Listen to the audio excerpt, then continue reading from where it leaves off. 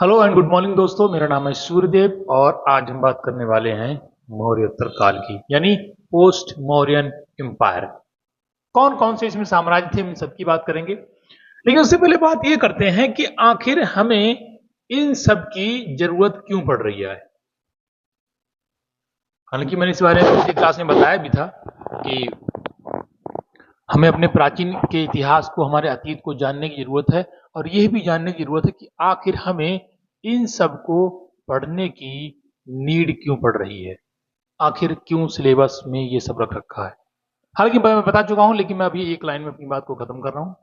इन सब का केवल एक ही मतलब है कि हम अपने अतीत से इन सब की जानकारी लें और ये सबक लें कि हमें कौन सी गलती आगे नहीं करनी है।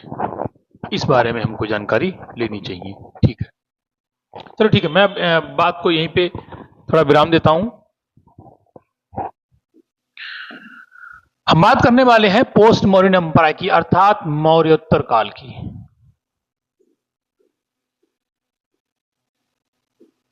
मौर्योत्तर काल का मतलब है कि हम लोगों ने पहले मौर्य पढ़ा और मौर्य शासन एक बहुत बड़े क्षेत्र में फैला हुआ था।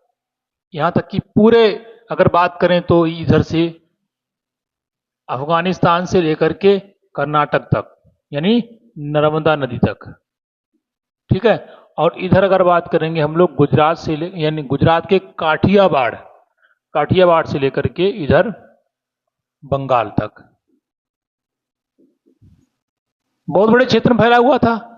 तो ये तो हमारा हो जाता था पूरा मौर्योत्तर काल, मतलब मौर्य काल। लेकिन मौर्योत्तर काल इसलिए बोल दिया गया क्योंकि मौर्योत्तर काल में किसी एक विशेष वंश का शासन नहीं था। उसमें कहीं ना कहीं बहुत सारे राजाओं ने मिलकर के कुछ विशेष समय तक शासन किया, इसलिए उसको एक काल ना कह करके मौर्यों के बाद का काल बोल देते हैं, जिसे हम लोग कहते हैं मौर्योत्तर काल। तो इस समय कई सारे शासक हुए, जिनको हम लोग बारी बारी से अभी देखने वाले हैं। तो पहला तो हो जाता है देशी शासक की बात करेंगे और फिर उसके बाद में अगली कड़ी में हम बात करेंगे विदेशी शासकों की। देशी शासकों में क्या होता है, शुंग वंश का नाम आता है और पुष्यमुत्र शुंग इसकी शुरुआत कर देता है।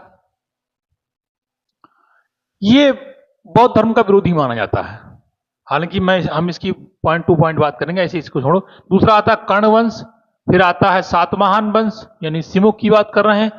ठीक है, और इधर आता जाता हमारा चेदी वंश, या फिर उसको कहते हैं महामेघवाहन वंश। महामेघवाहन, ये महामेघवाहन ही इसका संस्थापक होता है। इसका संस्थापक वसुदेव को माना जाता है और सातवाहन का माना जाता है सिमुक। ठीक, वसुदेव। इधर आते हैं विदेशी शासक। ये इंडो ग्रीक, ये पहले हमारे प्राचीन भारतीय इतिहास में ये पहला विदेशी आक्रमणकारी है जो भारत में शासन करता है और भारत के क्षेत्रों को जीत लेता है। हम लोग डेमेट्रियस की बात करेंगे, बिम कटफिसस की बात करेंगे, हम लोग शकों की बात करेंगे। शकों में सबसे प्रसिद्ध अपना कनिष्क माना जाता है, क्या इसके मायने थे वो भी बात करेंगे। पार्थियन या पहलव की हम लोग भी बात करेंगे। ठीक है, और लास्ट में कुषाण, हाँ सॉरी, शकों में माना जाता है अपना रुद्रदामन, सबसे प्रसिद्ध राजा होता है। सॉरी, वो मैंने गलत बोल दिया था अभी, इससे पहले रुद्रदामन होता है। कुषाण काल में कनिष्क माना जाता है सबसे प्रसिद्ध शासक। ठीक है, इन सब की हम लोग बारी बारी बात करेंगे। अब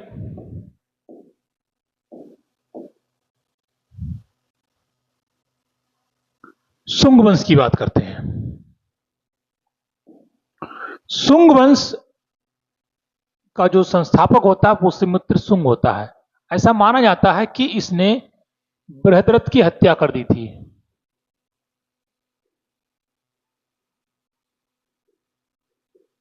और बृहद्रथ जो था वो मौर्य काल का अंतिम शासक माना जाता है। ध्यान रखें, मौर्य काल का अंतिम शासक।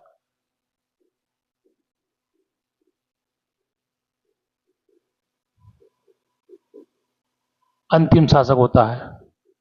ठीक, कुछ लोग ये भी मानते हैं कि अशोक का जो एक बेटा था उसके तीवर भी होता है, लेकिन तीवर का दिव्यावदान के अलावा और कहीं उल्लेख नहीं है।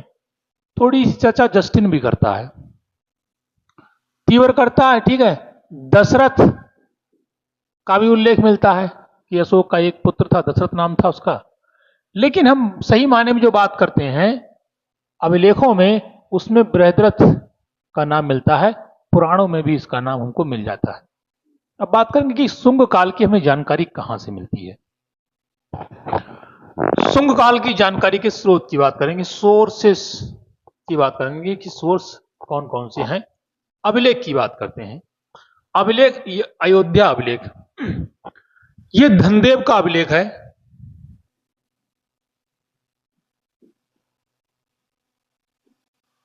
इसमें यह भी बताया गया है कि इसने यज्ञ किए थे, अश्वमेध यज्ञ की जानकारी मिलती है। हालांकि कहीं और से भी मिलती है, बात कर रहे हैं हम लोग धीरे धीरे अभी, ठीक। भरूत अभिलेख, भरूत अभिलेख जो है ये भागवत धर्म से संबंधित है।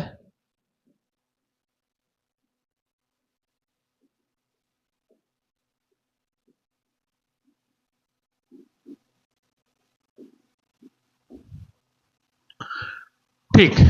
अब बात करते हैं कि साहित्यिक स्रोत कौन से हैं। साहित्यिक स्रोत में हमारे पास एक ब्राह्मण ग्रंथ भी, मतलब ब्राह्मण ग्रंथ भी है हमारे पास। और ब्राह्मण ग्रंथों को क्या कहते हैं? पुराण। पुराणों में मत्स्य पुराण एक इसकी जानकारी देता है, पुष्यमित्र शुंग की। पुष्यमित्र की शुंग के बारे में बताया जाता है कि इसने बृहद्रथ की हत्या की थी, अंतिम मौर्य शासक की। और एक आता है वायु पुराण। वायु पुराण से भी पुष्यमित्र शुंग की जानकारी मिलती है। उसमें बताया गया है कि शुंग वंश का संस्थापक पुष्यमित्र शुंग था और यह ब्राह्मण धर्म का अनुयायी था, कट्टर ब्राह्मण था। हर्षचरित, ये बाण भट्ट की हर्षचरित है।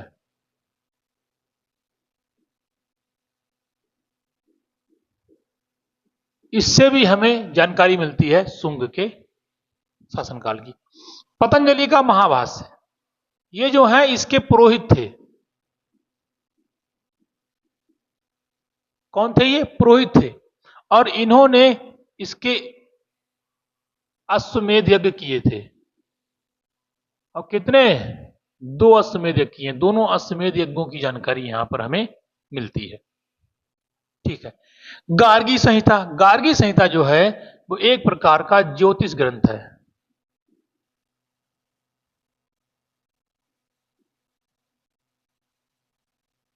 ज्योतिष ग्रंथ है।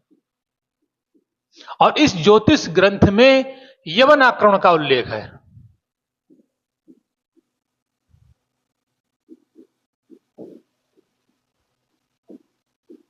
किसका उल्लेख है? यवन आक्रमण का उल्लेख किया। यवन का मतलब विदेशी आक्रमण का उल्लेख है। फिर आता है जानकारी के स्रोत में हमारा एक सबसे खास पॉइंट, मालविका अग्निमित्रम। ये कालिदास द्वारा रचित एक ग्रंथ है।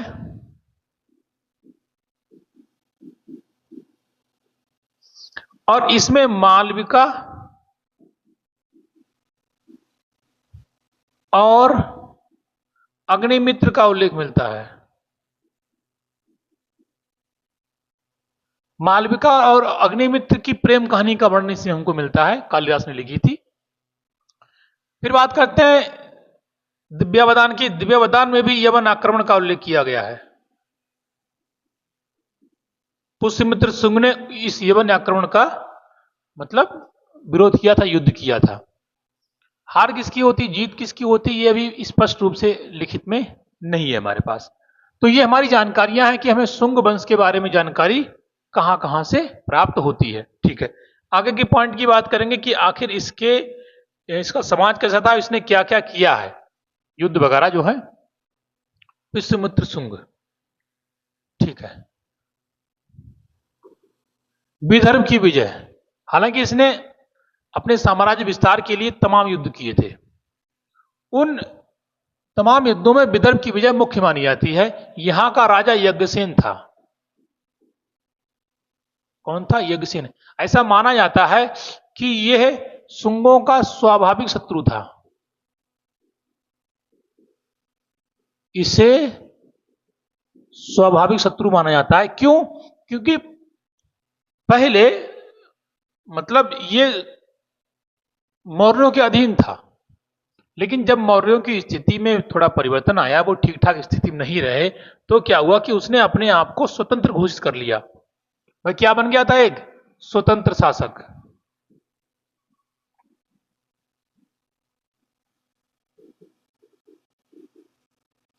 घोषित हुआ, स्वतंत्र शासक घोषित हुआ, तो भाई इसे अपना क्षेत्र वापस लेना था। इसने इससे युद्ध किया और फिर यह विजयी हुआ। क्या हुआ? विजयी हुआ। ठीक।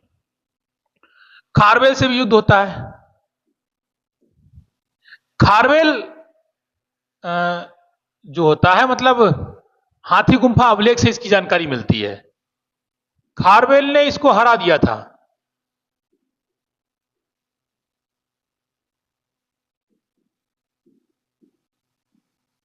किसने हरा दिया? खारवेल ने इसको हरा दिया था। यवन आक्रमण हुए।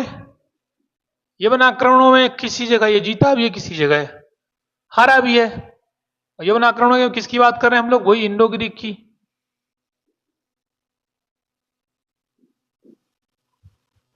ठीक। चलो बात करते हैं आगे के इसकी सामाजिक जीवन की, या इसकी कुछ प्रशासनिक व्यवस्था की। शुंगकालीन कला की बात करते हैं। विदिशा का गरुड़ स्तंभ, इससे हमें जानकारी मिलती है कि ये भागवत प्रेमी भी था। ये इसी समय इस कला का विकास हुआ। मथुरा की मूर्तियां, ये यक्ष यक्षिणी की मूर्ति हैं।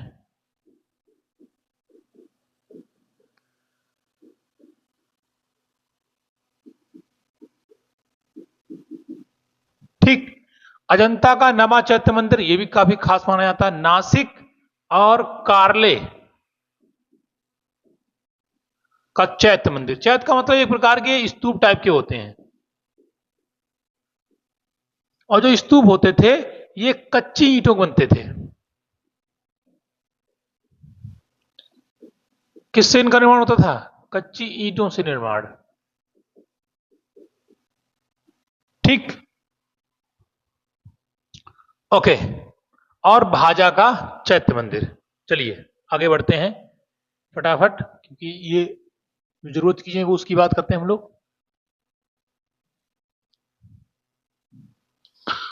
कर्णवंश, इसका संस्थापक कौन है? वसुदेव। इसमें कुछ है ही नहीं, इनके 4 शासक होते हैं। वसुदेव जो संस्थापक था, भूमिपुत्र, और नारायण, और सुरसरमन। सुरसरमन की हत्या कर देता सिमुक।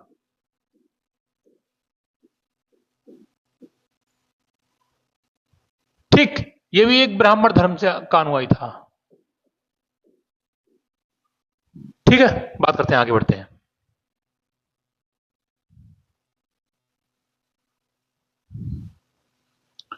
आंध्र सातवाहन वंश, काफी खास चैप्टर है ये, और बहुत इंपॉर्टेंट माना जाता है।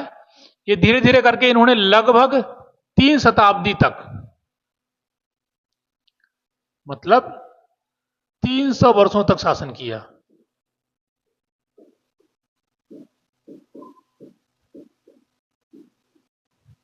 और प्राचीन भारत में इतने लंबे समय तक शासन करने वाला ये एकमात्र वंश है जिन्होंने इतने लंबे समय तक शासन किया। इनका जो क्षेत्र था वो कर्नाटक, मतलब आंध्र प्रदेश, कर्नाटक और महाराष्ट्र तक विकसित था। इसका मतलब है कि इन्होंने एक बड़े क्षेत्र पर कब्जा कर लिया था। बात करते हैं कि इसकी हमें जानकारी कहां से मिलती है, सोर्सेस क्या है इसके। ठीक है, रानी नागनिका का नाना घाट अभिलेख, इससे हमें इनके बारे में जानकारी मिलती है।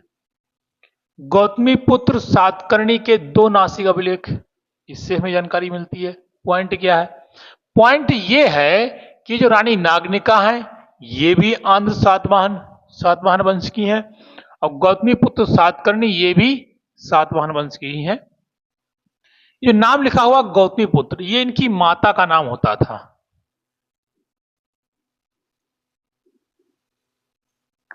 इनकी मां का नाम होता था। ये नाम के आगे अपनी माता का नाम लगा लेते थे। ठीक है। यज्ञश्री सातकर्णी का नासिक अभिलेख, ठीक। वशिष्ठी पुत्र पुलमावी का कार्य अभिलेख, और गौतमी पुत्र बलश्री का नासिक गुहालेख। गुहालेख का मतलब होता है ये गुफाओं में लिखित होते हैं। कहां है? गुफाओं में। अभिलेख जो होते हैं ये किसी पत्थर या शिलाओं पर ऐसे करके ये लिखे हुए होते हैं, उत्कीर्ण होते हैं। ठीक। प्राचीन जो हमारे पुरातत्वविद थे, आर्कियोलॉजिस्ट थे, उन्होंने इनकी भाषाओं को पढ़ा। इनकी भाषाएं कौन कौन सी होती थी? देखो, जैसे प्राकृत भाषा हो गई, है ना, खरोष्ठी लिपि हो गई, यूनानी लिपि हो गई। यूनानी लिपि हालांकि भारतीय शासक कम यूज करते थे या फिर नाम मात्र का यूज करते थे, केवल विदेशी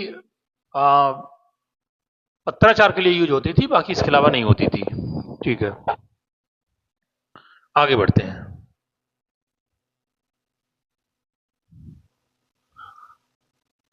आंध्र सातवाहन, चलिए इसे करना था यार। प्रमुख शासक की बात हो रही है कि इसके प्रमुख शासक कौन कौन से थे। ध्यान रखें, एक लंबे समय तक इन्होंने शासन किया था, लगभग 3 वर्षों तक। सातकर्णी प्रथम ये इसका संस्थापक नहीं है, संस्थापक था इसका सिमुक। कौन है? सिमुक है। लेकिन सातकर्णी प्रथम इसका वास्तविक संस्थापक माना जाता है।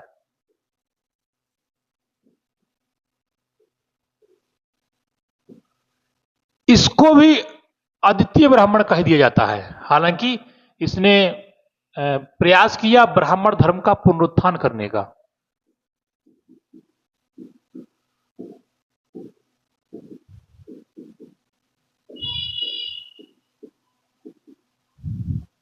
इसने 2 अश्वमेध यज्ञ किए थे।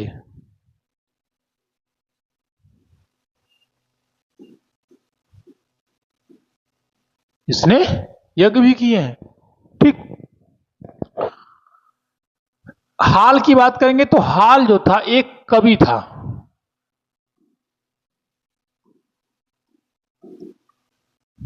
गुणाढ़, गुणाढ़ एक विद्वान थे, वो इसी के दरबार में रहते थे।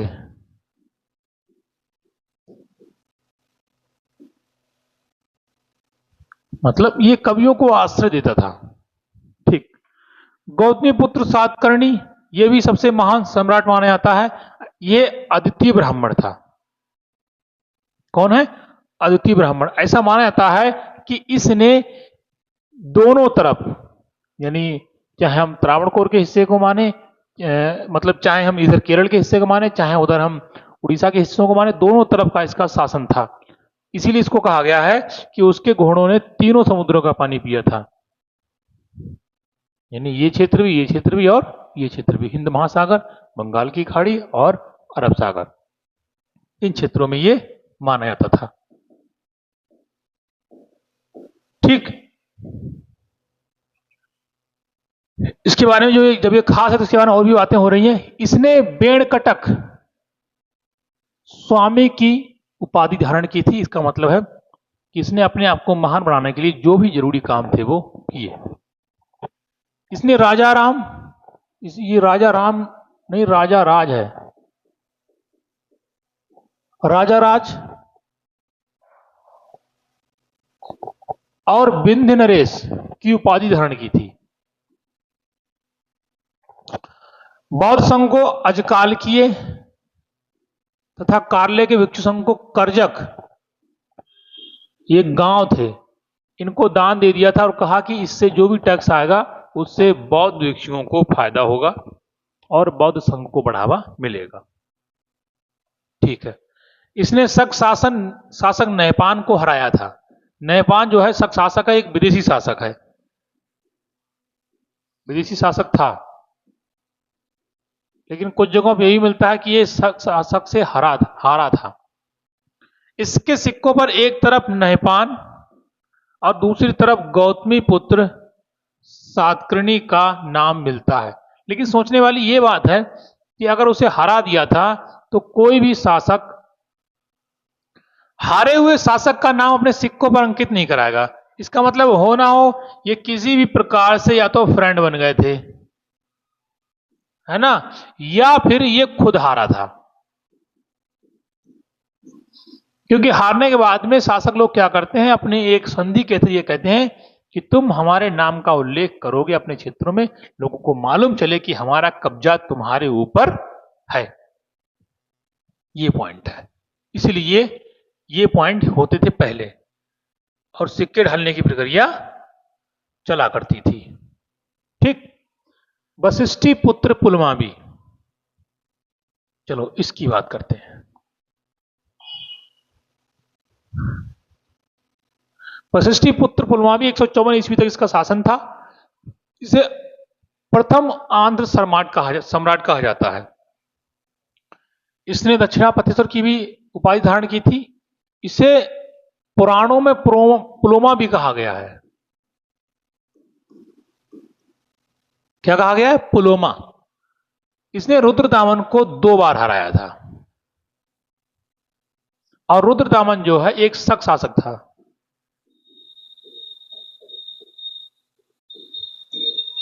कौन है ये? शक शासक है रुद्रदामन। शक शासकों की कहानी हम लोग हर्षवर्धन के समय भी सुनेंगे।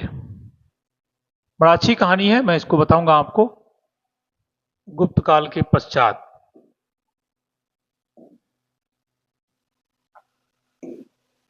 क्या हो जाता है यार इसमें?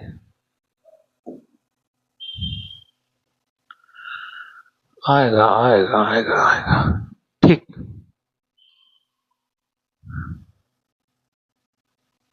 हाँ, यज्ञश्री सातकर्णी की बात करते हैं। यज्ञश्री सातकर्णी के भी नाम का उल्लेख मिलता है। ये जल प्रेमी था।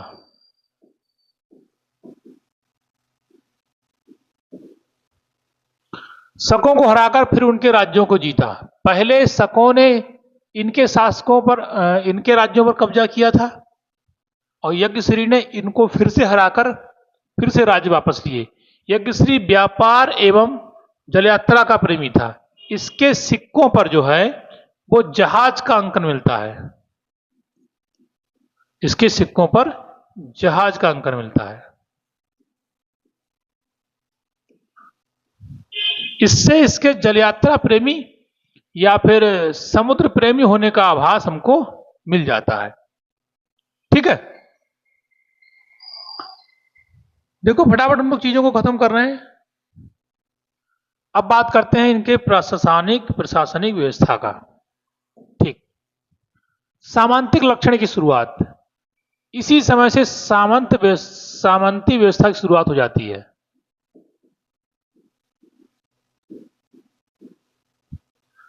मतलब अब हमने इस सामंती व्यवस्था शुरुआत देखो कैसे मानी जा सकती है। ये जो क्षेत्र है,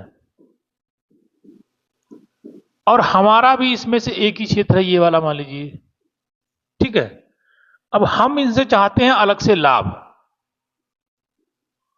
तो वो कहेंगे भैया हम अपनी पहचान क्यों खोएं? तो वो कहते ठीक है यार, तुम्हें भी पूरा अधिकार मिलेगा, तुम भी राजा कहलाओगे। वो राजा कहलाएंगे, लेकिन हम क्या करें, मतलब हमारा सिस्टम क्या होगा? बोले सिस्टम कुछ नहीं होगा, खाओ पियो ऐश करो, बस केंद्र में हम होंगे। मोदी जी की टाइप में बहुत सारे राज्य होंगे, तो ये लोग केंद्र में होते हैं। तो इस प्रकार से इनको फिर बाद में, अभी तो नहीं, बाद में कर मुक्त भूमि भी दान में दिया जा करेगी। देखते हैं भी क्या होता है। तो इन सबको मिलाकर के बन जाता था एक स्टेट। ठीक है, और इन सब के प्रमुख माने जाते सामंत। सबसे सर्वोच्च माना जाता था राजा, जिसके पास ज्यादा भूमि है, कम है उसके पास महाभोज, और उससे भी कम है तो उसको रख लिया जाता था सेवा में, और उसको बोल दिया सेनापति। इसका काम था सैनिक एकत्र करना।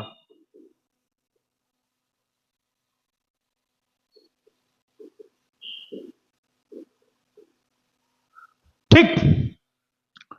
आहार एक जो क्षेत्र होता था उसको जिला कहा जाता था। जिला के बाद में ग्राम आता था। ध्यान रखें, जिला के बाद में विष नहीं आएगा, क्योंकि ये सातवाहन क्षेत्र की बात कर रहे हैं हम लोग। यहां पर जिला के बाद में क्या आ जाता था? ग्राम, और इसका प्रमुख होता था ग्रामणी। ठीक। जो क्षेत्र होते थे, प्रांत, उनको कंट्रोल करते थे अमात्य या फिर महामात्य, और ये सबसे खास लोग होते थे। मान लीजिए हमारा कोई युवराज भी हो सकता था या फिर राजा का कोई रिश्तेदार, ये लोग कंट्रोल करते थे। गौलमिक या ग्रामणी इसे कहा गया है, गौलमिक या ग्रामणी। इसके पास 9 हाथी, 25 घोड़े और 45 पैदल सैनिक होते थे, और इसका खर्च जो है राज्य देता था। इसका खर्च कौन वहन करेगा? राज्य करेगा। ठीक है, ये हो रहा है, पता नहीं क्यों आज। चलिए, थोड़ी बहुत दिक्कतें हो जाती हैं। सामाजिक संगठन की हम लोग बात करते हैं। सामाजिक संगठन के अंतर्गत क्या था कि इन्होंने चातुर्वर्ण व्यवस्था स्थापित की। चातुर्वर्ण का मतलब ये हो गया कि इन्होंने जातियों के मिश्रण को रोका।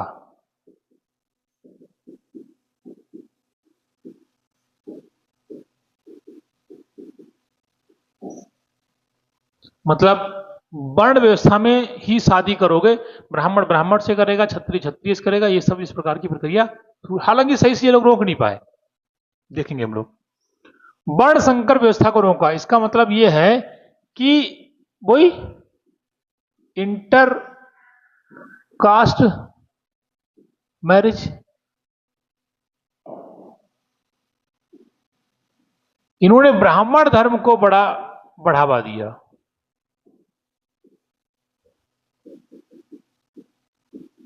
इतना बढ़ावा दिया कि ब्राह्मणों को करमुक्त भूमि देते थे ये लोग।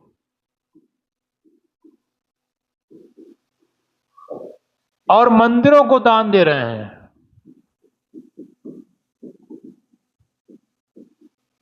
बड़ी मात्रा में मंदिरों को दान देते थे। स्त्रियों को शिक्षा का अधिकार था, इसीलिए कुरीतियां नहीं थी। ध्यान रखें, पर्दा प्रथा यहां दिखाई नहीं देती है।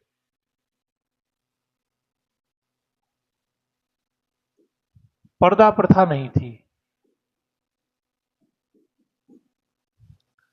दूसरा पॉइंट है, विधवा विवाह होते थे।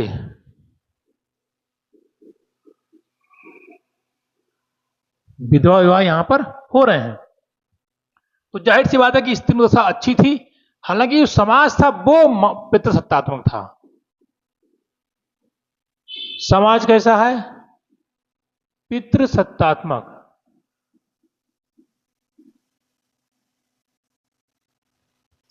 लेकिन इतना खास था कि शासकों के नाम के आगे माताओं का नाम लिखा है। इससे मालूम यह चल सकता है कि स्त्रियों की दशा अच्छी थी।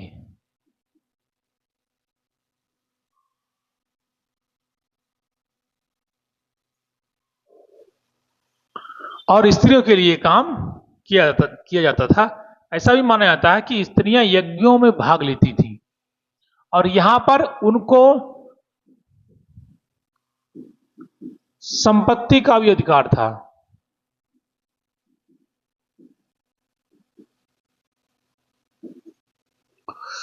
शूद्रों की दशा थोड़ी सी निम्न हो गई।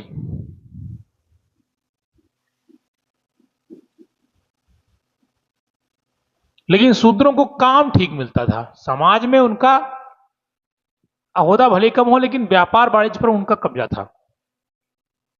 ठीक। समाज हां पितृसत्तात्मक था, किंतु शासकों के नाम में माता का नाम जुड़ा हुआ था।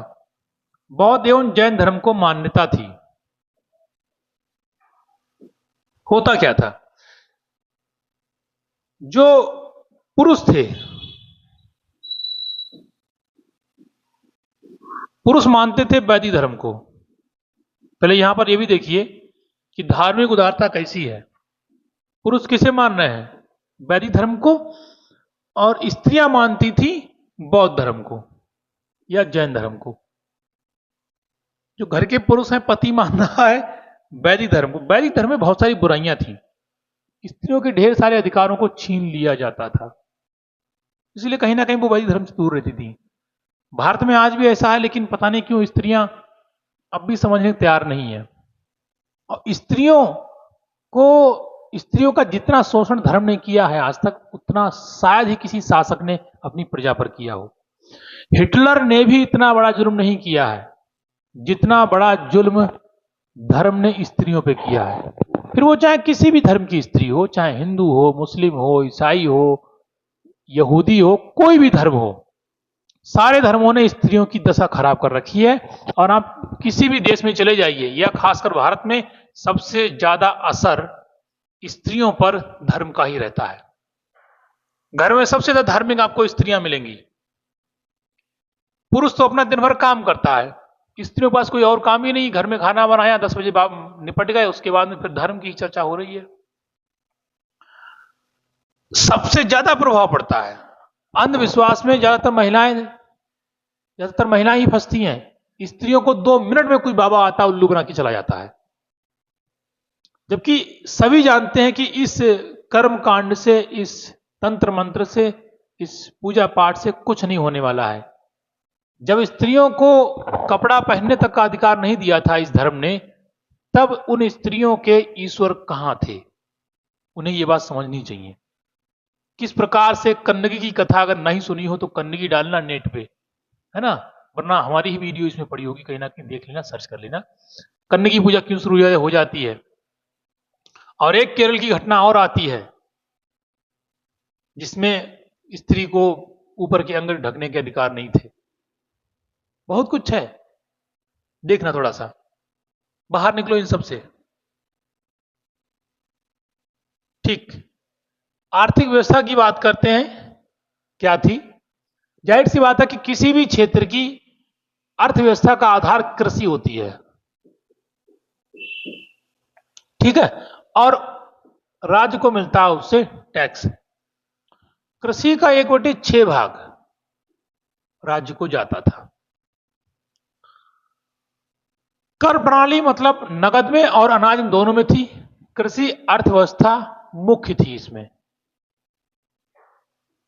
बहुत सारी प्रकार की अनाज होते थे, जैसे गेहूं, चावल, मटर, राई, चना, तरबूज, खरबूज सब होते थे। आंतरिक एवं बाह्य व्यापार दोनों होते थे। कई सारे बंदरगाहों का उल्लेख मिलता है।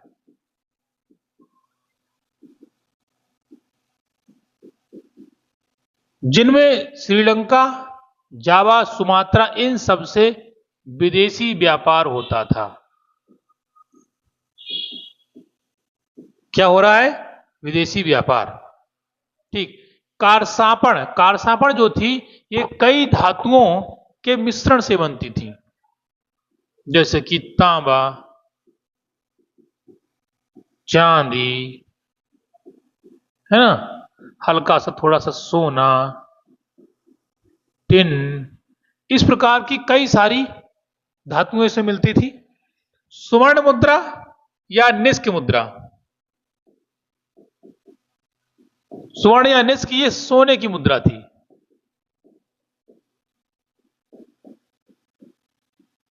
इन लोगों ने शीशे की भी मुद्रा जारी की थी।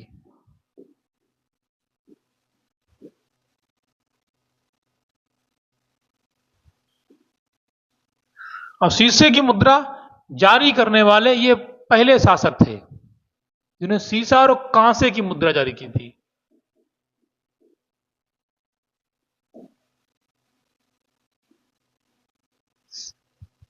ठीक, शिल्पियों की उपलब्धता थी। शिल्पी जो थे वो क्या करते थे, अपना एक संगठन बना लेते थे जिसे कहा जाता था श्रेणी, और इन श्रेणियों के प्रमुख को कहा जाता था श्रेष्ठिन।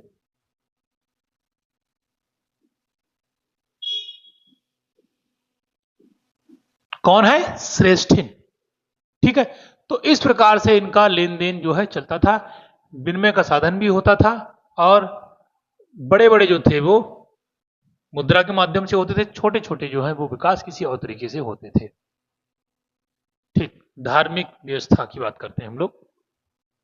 जाहिर सी बात है कि इस समय धर्म की महत्ता बढ़ गई थी, लेकिन धर्म के महत्ता बढ़ने के साथ साथ धर्म में उदारता थी। कोई भी व्यक्ति किसी भी धर्म को मान सकता था। औरंगजेब टाइप का सिस्टम नहीं था कि नहीं मुस्लिम मतलब मुस्लिम, पुष्यमित्र शुंग टाइप का नहीं था कि मतलब नहीं बौद्ध नहीं चलेगा भाई यही चलेगा। ऐसा भी तो माना था कि पुष्यमित्र शुंग ने 84,000 स्तूपों को तोड़ा भी था, तो कहीं ना कहीं ये बात भी है। किसके 84,000 स्तूप थे? अशोक ने बनवाए थे। लेकिन यही माना जाता कि उसने भरहुत स्तूप की स्थापना की थी। धार्मिक सहिष्णुता थी, सीधी सी बात है कि जिसको जो भी धर्म मानना है वो मानो, सानो कोई टेंशन नहीं है। शिव, इंद्र, कृष्ण, पशुपति एवं गौरी की पूजा की जाती थी, इनका उल्लेख हो रखा है। राजा का दैवीय सिद्धांत माना गया है, इनको देवी से जोड़ा गया, देवताओं से तादात्म्य जोड़ा गया, देवताओं के मतलब प्रमुख के रूप में माना गया।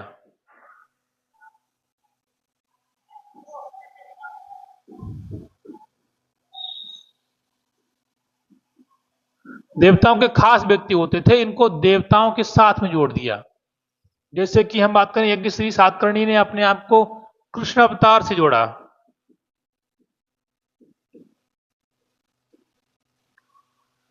बलराम से जोड़ा, ऐसा किया था इन लोगों ने, अपने आप से तादात्म्य जोड़ दिया।